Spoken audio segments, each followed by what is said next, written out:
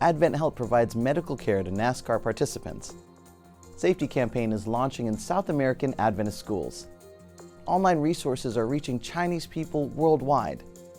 Communities in North America are being impacted by the gospel of salvation.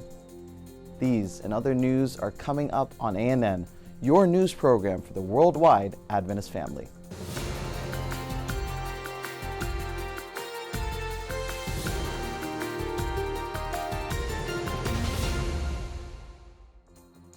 For the first time, the NASCAR Cup Series hit the streets of downtown Chicago on July 1 to 2, 2023.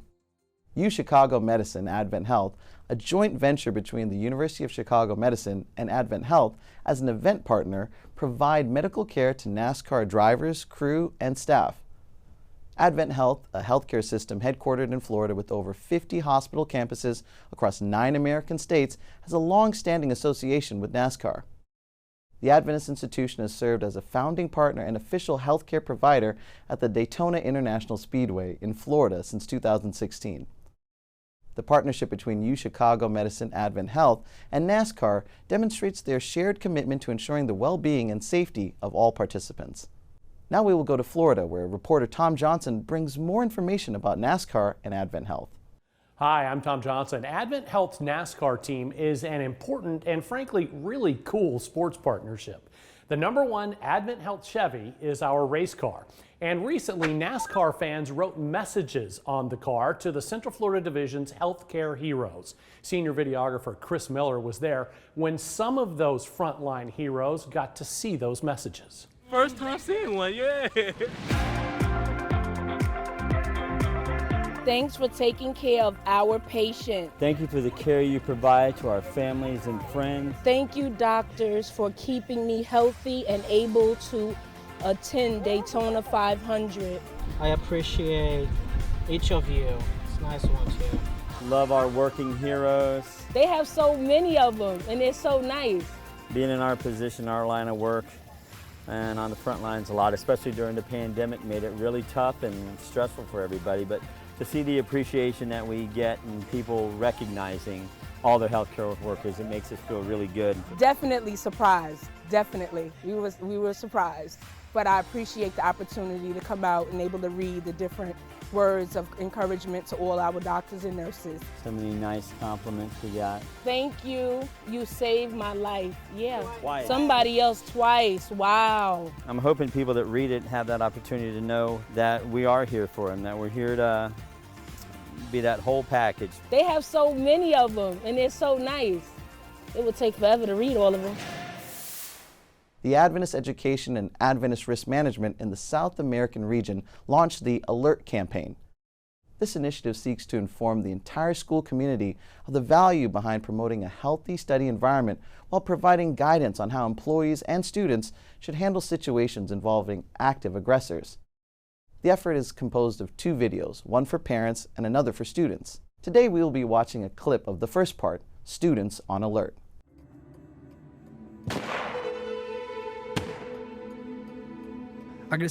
Active offenders are people who plan and carry out attacks in public places, such as schools. It is inevitable that it will take some time for the police to arrive at the scene. This is a step-by-step of what you should do until help arrives. Know your school's escape routes. You should look for the nearest exit opposite to the sound of the gunshot. Run away and call the police. When you find a safe place, lock the door and make a barricade using tables, desks, and everything possible to prevent the aggressor from entering. As soon as you realize you are safe, assess whether anyone in the group needs help. Take care of others quickly. We are committed to creating a safe environment and providing the necessary tools for you to be safe. Now that you know how to proceed, we count on you to share this guidance. Adventist churches in Central Philippines concluded a week-long simultaneous evangelism campaign, resulting in an impressive 1,721 baptisms. The Adventist Laymen's Services and Industries, ASI, an organization dedicated to spreading the Adventist message, organized the evangelism initiatives across the region. The campaign aimed to bring hope and salvation through Christ to the local community. Working in collaboration with various Adventist churches, the ASI initiative implemented a comprehensive approach to evangelism in Central Philippines. The week-long campaign included physical and virtual preaching sessions, which were broadcast live. Additionally, participants engaged in prayer meetings, Bible studies, health seminars, health expos, and community service projects. This multifaceted strategy addressed the spiritual, physical, and social needs of the community, creating an environment of faith, education, and service. The Seventh-day Adventist Church in China is employing diverse online resources to connect with Chinese individuals worldwide. The denomination has embraced digital platforms to effectively reach a broader audience and share the gospel of Jesus Christ. I'd like to share some of the online resources Chinese Union Mission have. And these resources are being developed over the past few years. And these resources are all online. Chinese around the world can all come, download, and share with others. Just look at the screen. There is a website. Just go to that website. You will see the full list of resources we have available. I'd like to share a few examples with you. For example, we have Bible commentary app. You read the Bible every day, but you may have some questions regarding some Bible verses. Just download our app. When you read the Bible text, you have questions, you toggle on the Bible commentary. You will be able to read all of the commentary in Chinese written by Adventist scholars. We also have a hymnal app, 506 Chinese hymnal app. You can follow along, sing along with the tune from the app. You can also read lyrics of the app. Besides this, we have a website called Chinese Resource Website. Also, we have a companion app along with the website. This resource website includes all of published digital material which Chinese Union Mission have put out in the past 10 or 20 years, even longer than that. You go to our website, you will find Theology Library, which is a set of theology books written by Adventist theologians. We have translated already more than 10 books. You can download them, you can share with others. On the website, on the app, you can also find Sabbath school lessons. On the app, you can also find Ellen G. White writings. We have already translated more than 160 Ellen G. White books. You just go there, you download, you can listen, you can read the words. We also, on the website, have tracts, pamphlets, and small booklets. One of the tracts many of you are familiar with is the Glow track. They are translated into Chinese. You can download these tracts and you can share from your phone, share from your computer, or you can print them in small quantities and share with others. I believe these online resources will enable Chinese, even non-Chinese. You can come to our website. We have the website available in English and other languages. You can search through keywords, search through titles, then you can share with your Chinese friends. These resources are available, and I like to invite everyone to use them. One of the programs produced by the World Headquarters Department of Communication is This Week in Adventist History. David Trim, Director of Archives and Statistics for the Global Adventist Church, tells inspiring stories of the Adventist movement throughout the years. Let's watch part of the most recent episode. Welcome back to ASTR, the video magazine that brings together the best of the Seventh-day Adventist Church's past and present in order to inspire for the future. In this episode, Dr. Michael Juncker, ASTR's historical research specialist, brings us the events of This Week in Adventist History.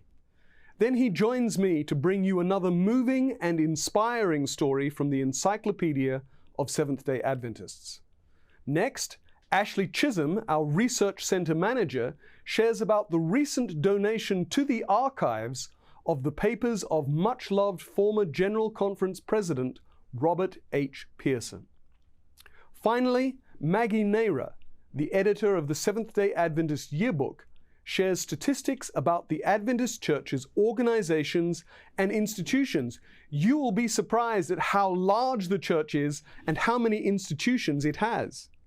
But first, we turn to the past and to this week in Adventist history.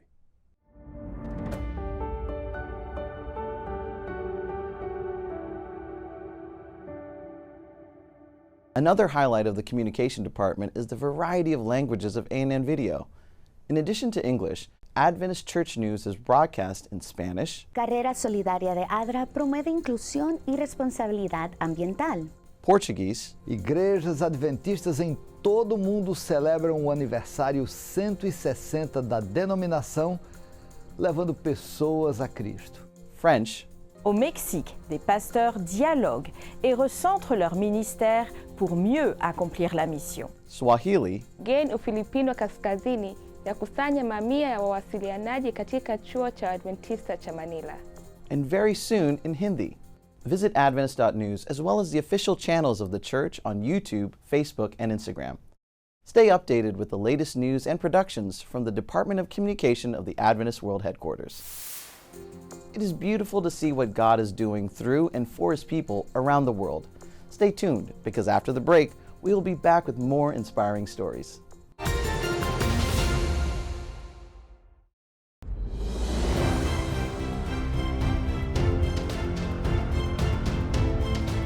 It's one thing to reach a goal. It's another thing to hang on to it. Would you like to form habits that last? I'm Vicki Griffin, host of Living Free. Join me for this exciting episode of Habits That Last and Situational Awareness.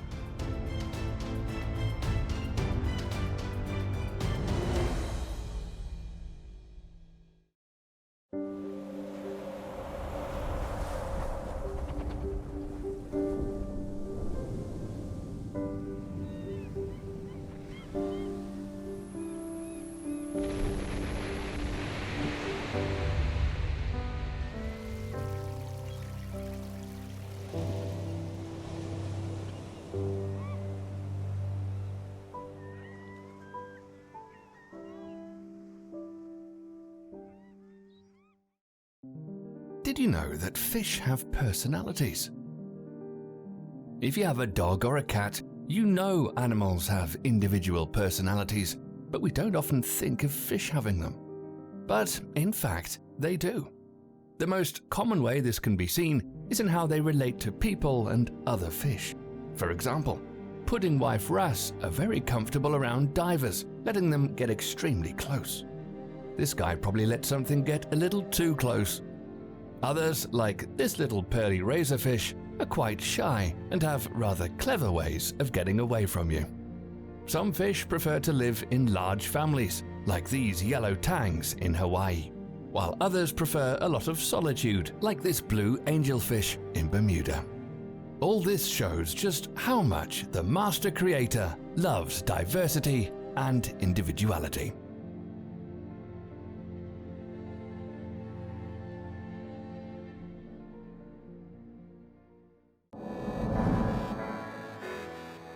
We love being members at Church in the Valley because Church in the Valley is involved in service where young people can get involved in various ways.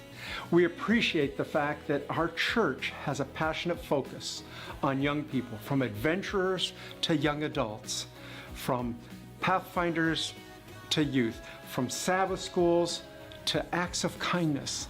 This is what Church in the Valley is about for us.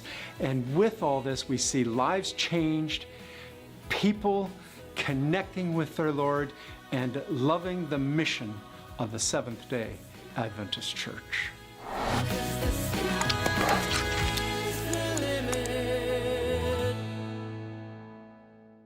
Ever wish you didn't have to fold laundry, mow the lawn, or take out the trash?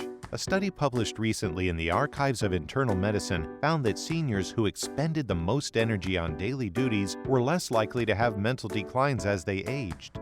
Participants in the most active group were 91% less likely to experience declines in memory, concentration, and language abilities after 5 years than those in the least active group.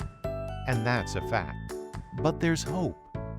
While a regular exercise program is an important part of a healthy lifestyle, don't overlook physical activity throughout the day.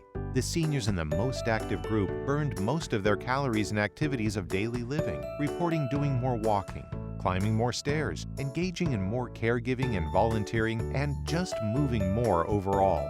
Although not typically thought of as exercise, these physical activities get our heart rate up and improve circulation while also protecting brain function. ADRA is committed to supporting refugees and displaced families by providing essential assistance such as food, clothing, shelter, and medical care. Through dedicated efforts, ADRA continues to make a meaningful impact on the lives of those affected by displacement, offering hope and relief during challenging times. Well, my life in Iraq was so stable actually. I had my work and I have my wife, my family, you know. waxaan u xiisay meesha ka imaaday waayo waxaa degan qaar ka mid ah familkayga oo aan jeclaan lahaa markuu waqtigiisa maxayna ku laabto. I was born and raised there in Iraq for like 27 years. And I'm here in Belgium 8 years, so I miss a lot of things. waxaa uga soo hayaanay ama uga soo guurnay dhibaatooyin iyo dagaalo ka jiray meeshaas. And yeah, everything was so going well and there is no problem till the Daesh come and attack our country, and it was so tough for all people there. Like different things shocked me. I was astonished really when I was arriving here. It was in 2015 and the homosexuality, transgender and everything, these kind of things really like it doesn't exist in my country. That's why it's like a different culture, and that's why I found it so weird for me. It's the first time that I faced these kind of things. And the fact that like there is different religion, like people doesn't even believe in God, stuff like that. For me, it's not exist as well in Iraq. And yeah, it shocked me a lot. And found out people have children without getting married. It was so hard. I can't explain how it was actually, because you know, you have to leave what you built before and leave all your family, your friends, your city, your work, everything. And it's not that easy actually to leave your city, because it was already like Daesh there controlling all the borders. So you have to find a smuggler to smuggle you out, and non-officially actually, without any paper, you have nothing, and you risk your life at the same time. So I'd like to call it it's so dangerous. degan magaalada Kismaayo si fiican inoo soo dhaweyn marka imaanayna, laakiin wax caqabada kale ma kulmin imaanshahan halkan imaanana. bulshada magaalada iyo dadkii xaafadaha ku soo degan way soo dhaweeyeen. wixii ugu yaabka badnaa aan la kulmo wuxuu ahaa bay'ad aaminsan ama environment aaminsan inaysan gabadh wax baran karin oo ay tahay gabadh in guri lagu haayo. wixii ugu yaabka badnaa la kulmo taas ahayd, laakiin waalidkayga ku dhiiray inay wax barashada geeyaan. dugsiga hoose dhaxa soo qaatay, dugsiga sare fasalka 9aad ilaa 12aad waxaa kafaalo qaaday ama mas'uuliyadaas qaaday hay'adda ADRA oo aan aad ugu mahadcelinayo. haddana waxaan ahay mid ka mid ah macallimiinta magaalada Kismaayo. It's really shocked as well. Like I said, like, where's the father? She said, like, he's in home, and since how long time that you're married? She said, we're not married. So you have children between? He said, yeah. This does not exist. It was really shocking for me. Like, we are here for a reason, actually. That I'm here, I need your help, so you gotta help me. And vice versa as well. If just we reverse the situation, I will be there, you're gonna be at my place, and I will do the same. So, I mean, humanitarian stuff like that, we have to focus on this point and try to help people and look at them the same level. It's not like we have different levels. The first thing, and the most important thing, is we're a human being. bulshada ka soo tagay markii hore waxaabay iga aaminsan yihiin waxaa ka mid ah in ahay qof wax bartay oo wax qabsan kara. dadka IDB-ga waxyaabaha u sheegayo ama ku dhiirgelinayo waxaa ka mid ah tusaale dad meel ka soo hayaamay, waalidku waxay dhalaan gabdho iyo wiilal. waxyaabaha loo baahan yahay laga wacyigeliyo bulshada waxaa waaye wiilka siduu ugu baahan yahay iskuul iyo inuu wax barto, gabadhana ay u baahan tahay inay wax barato oo aan la kala soocin carruurta ay dhaleen waalidka. all people that you see here as a refugee, they have their life stable and everything, and they are so cultivated as well. They got their diplomas, stuff like that, their works, and they came here because of reason like war or stuff like that in their country, to be in more insecurity in your country. So you gotta help them, and that's all. Approximately 20 volunteers from the Central Adventist Church in Mafra, in the northern region of Santa Catarina, Brazil, make teddy bears made of denim. The project, known as Ursino Solidario, Caring Bear, also helps in the treatment and recovery of children with physical, mental, intellectual, or sensory disabilities. The toy also has evangelistic purposes. Each teddy bear is equipped with a QR code that leads to the TV Novo Tempo website, providing an opportunity for families to explore spiritual resources and content. The mission of the Seventh-day Adventist Church in North America is to reach people within its territory and around the world with a Christ-centered message of hope and fulfillment. Through various initiatives, Adventists in this region are impacting their communities with the gospel of salvation. One of these initiatives is Hope House, focused on reintegrating men into society after incarceration. Hope House of Tacoma, Washington is a residential program that offers support to men returning home after incarceration. Hope House provides a safe, stable place to live while reuniting with family, gaining employment, and locating permanent housing. The staff help the men navigate the changes in their circumstances by providing direction to the resources they need. The computers and public transportation vouchers at Hope House help ensure they are able to successfully work their action plans. House Bible studies are optional and well attended. And service at a local Adventist Community Services food bank gives them the opportunity to make a positive impact on their community and break the cycle of crime. Another effort is the Antioch Project, which aims to bring the gospel to metropolitan areas, providing resources to support and expand the work of local churches. The Antioch Project is a new initiative based on the biblical story of Antioch in the book of Acts.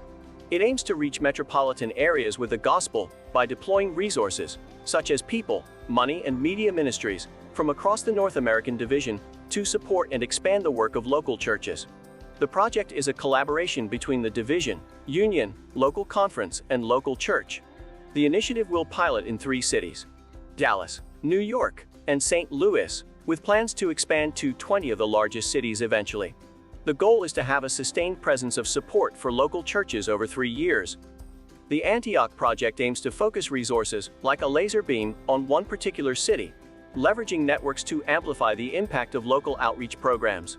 The initiative is not driven by the division, but rather by the local community. And the resources come in different forms, not just money. For example, a student missionary program could be sent to these cities. Medical institutions and higher education could also be involved, and construction and electrical work could be done to support renovation efforts. Ultimately, the Antioch Project aims to help bring Christ's message to metropolitan areas and make a significant impact on local communities. The Adventist message spread throughout Kenya thanks to the work of pioneering missionaries who looked beyond their own horizons, taking the message of salvation to unreached territories. Today, there are more than 1 million Seventh-day Adventists in Kenya, worshiping in more than 10,000 churches and companies. Adventist Mission brings details on this journey of faith. Kenya. On October 22, 1906, pioneer missionaries Arthur A. Carscallen and Peter Nyambo left England to begin work in Kenya. At that time, it was an unentered territory known as British East Africa. A Canadian, Carscallen was educated at Union College in the United States. His longing to serve took him to Britain. After only a few years, he was chosen by the newly formed British Union to go as a missionary to Africa. The Union also chose to send Peter Nyambo, originally from Malawi. Peter had been studying in England at Duncombe Hall College, later to become Newbold College. Peter had become a Christian in Malawi and learned of the Sabbath through his own Bible study. He later became a Seventh-day Adventist. The Carscallen-Nyambo team arrived in Kundu Bay on Lake Victoria on November 27, 1906. and quickly began work among the Lua people. In just over a year, the pair reported that they had established a small mission station at nearby Glendia Hill. Soon, other missionaries began to arrive to assist with the work at Glendia Mission. Peter Nyambo moved back to Malawi. On May 21, 1911, the first 10 Lua believers were baptized. God has blessed his work in Kenya. Thank you to these pioneer missionaries who looked beyond their own horizons to unreached territories. And thanks to those Kenyans who also answered the call to mission. Today, there are more than 1 million Seventh-day Adventists in Kenya, worshiping in more than 10,000 churches and companies. 1 in 49 people is a Seventh-day Adventist. To those pioneer missionaries, we say, Asante Sana. This week in the segment Diversity in the Adventist Church Through Music, we'll feature the Lord's Prayer, a piano cover by Mary Grace. Despite having special needs, the Filipino pianist has developed great skill and performs musical pieces with mastery.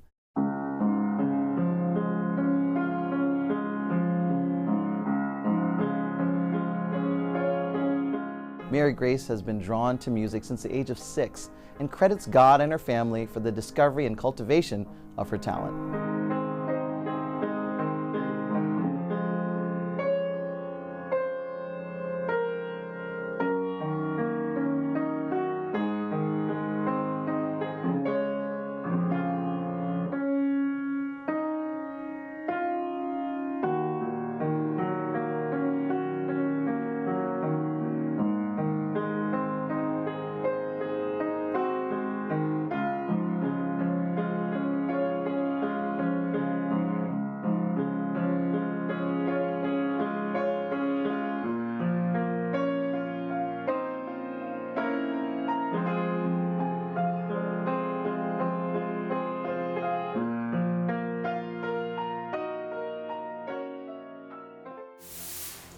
Thank you for watching ANN. Join us next week for more news from the headquarters of the Seventh-day Adventist Church. Did you know the Seventh-day Adventist Church has a YouTube channel where you can watch ANN Video, ANN In Depth, and plenty of other amazing videos on prophecy, health, and Bible study? Just go to YouTube and search for the Adventist Church. Make sure you click the subscribe button so you never miss a new video. And remember, leave a comment or a prayer request. We have a team dedicated to praying for you 24 hours a day, 7 days a week. Before we say goodbye, we'll leave you with some good news from the book of Philippians chapter 4, verses 6 and 7. Be anxious for nothing, but in everything, by prayer and supplication, with thanksgiving, let your requests be made known to God. And the peace of God, which passes all understanding, will guard your hearts and minds through Christ Jesus. That's our program for this week. And remember, you can always visit adventist.news for daily news and videos. Until next time, when we will have more news of faith, love, and hope. God bless.